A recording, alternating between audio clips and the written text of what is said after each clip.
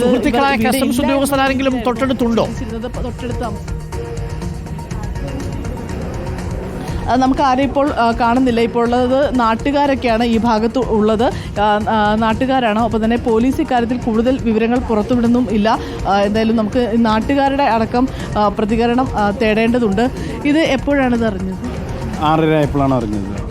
6:30 മണിയോടുകൂടി ഞങ്ങൾ ബാക്കിൽ ഗ്രൗണ്ടിൽ കളിക്കുന്ന കുട്ടികളാണെന്ന് വിളിച്ച് പറഞ്ഞത്. ഇവിടെ സ്മെല്ലുണ്ട്, 2 പേര് കോട്ടേഴ്സിൻ്റെ ചുറ്റും നടക്കണ്ടെന്ന് പറഞ്ഞ് അങ്ങനെ അവരിറങ്ങി നോക്കിയപ്പോഴാണ് പുറകിൽ ഒരു ലേഡി തൂങ്ങി മരണപ്പെട്ട് കിടക്കുന്നതായി കണ്ടത്.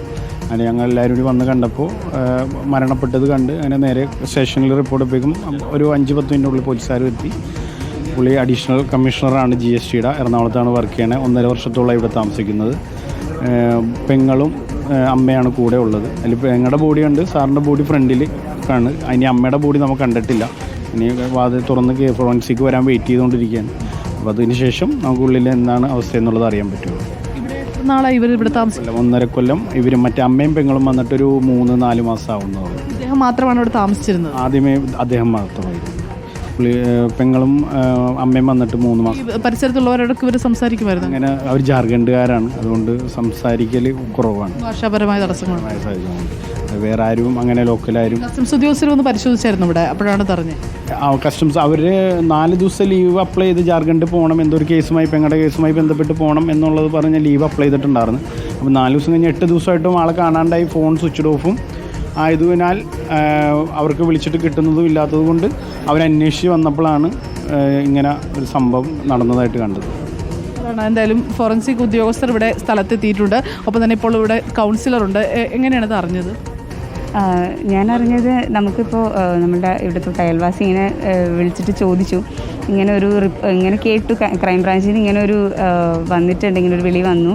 ഒരു തമിഴനാണോ എന്നറിയില്ല, ഒരു ആത്മഹത്യ അത് വാർഡിലാണോ എന്ന് ചോദിച്ചു. അപ്പോൾ ഞാൻ അതുമായി ബന്ധപ്പെട്ടിട്ട് അന്വേഷിച്ചപ്പോഴാണ് ഇവിടെ ഇങ്ങനെ, അപ്പോൾ ഇവിടെ അടുത്ത് ഗ്രൗണ്ടിൽ കളിക്കാൻ വരുന്ന കുട്ടികളിങ്ങനെ അറിയിച്ചത്. അവിടെ തൊട്ട് ചേർന്നതിനുള്ള ക്വാർട്ടേഴ്സിലാണ് ഇങ്ങനെ ഒരു ആത്മഹത്യ നടന്നിരിക്കുന്നതെന്ന് അറിയിച്ചത്. പോലീസ് എന്താ പറയുന്നത്? പോലീസ് ഫോറൻസിക് സർജന് വേണ്ടി വെയിറ്റ് ചെയ്യാണ്. അവർ ആൾക്കാർ എന്ന് വെച്ച് കഴിഞ്ഞാൽ അഴുകിയ രീതിയിലാണ് നമ്മൾ ജനൽ വഴി കണ്ടപ്പോൾ മനസ്സിലായത്.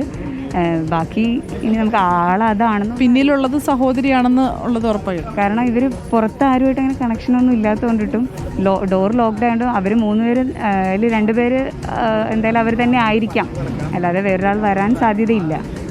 ഈ പരിസരത്തുള്ളവരൊക്കെ ആയിട്ട് ഒരു ബന്ധമുണ്ടോ? ആരുമായിട്ട് ഇവർ 4 മാസത്തോളം ആയിട്ടേ ഉള്ളൂ ഇപ്പോൾ വന്നിട്ട്. അവരങ്ങനെ പബ്ലിക്കുമായിട്ട് വലിയ അടുപ്പമുള്ള ആളുകളല്ല. അതാണ്, ഈ പരിസരവാസികൾക്കൊന്നും ഇതിനെപ്പറ്റി കൃത്യമായ ധാരണയില്ല.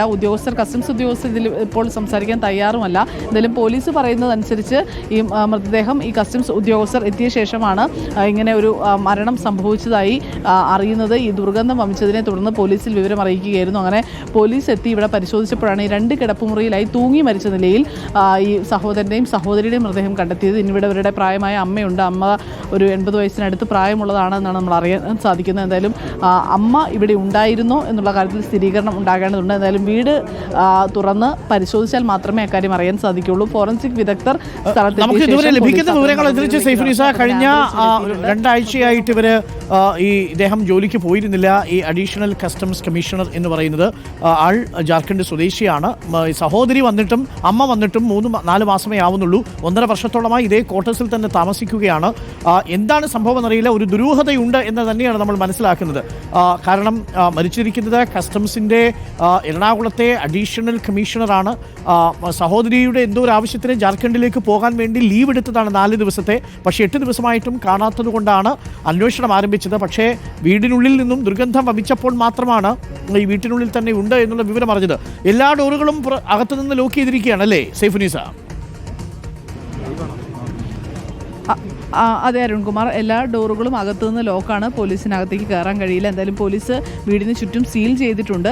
ഈ വീടിൻ്റെ ഈ പിന്നിലെ ജനലും തുറന്നു നോക്കിയപ്പോഴാണ് ഇങ്ങനൊരു മൃതദേഹം കിടക്കുന്നത് കണ്ടത്, തൂങ്ങി മരിച്ച നിലയിൽ കണ്ടത്. എന്തായാലും പോലീസ് ഫോറൻസിക് ഉദ്യോഗസ്ഥർ കൂടി എത്തിക്കഴിഞ്ഞ് ഒരുമിച്ച് ഇത് തുറന്ന് ഇൻക്വസ്റ്റ് നടപടികളും പരിശോധനകളും തുറക്കാനാണ് ശ്രമിക്കുന്നത്. ഈ അസിസ്റ്റന്റ് കമ്മീഷണറുടെ കാറാണോ കിടക്കുന്നത്? മനീഷ് വിജയുടെ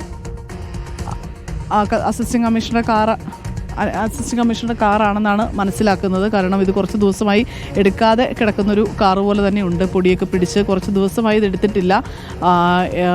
പോലീസ് ഇത്തരം കാര്യങ്ങളിലൊന്നും ഇപ്പോൾ സ്ഥിരീകരണം എത്തിയിട്ടില്ല.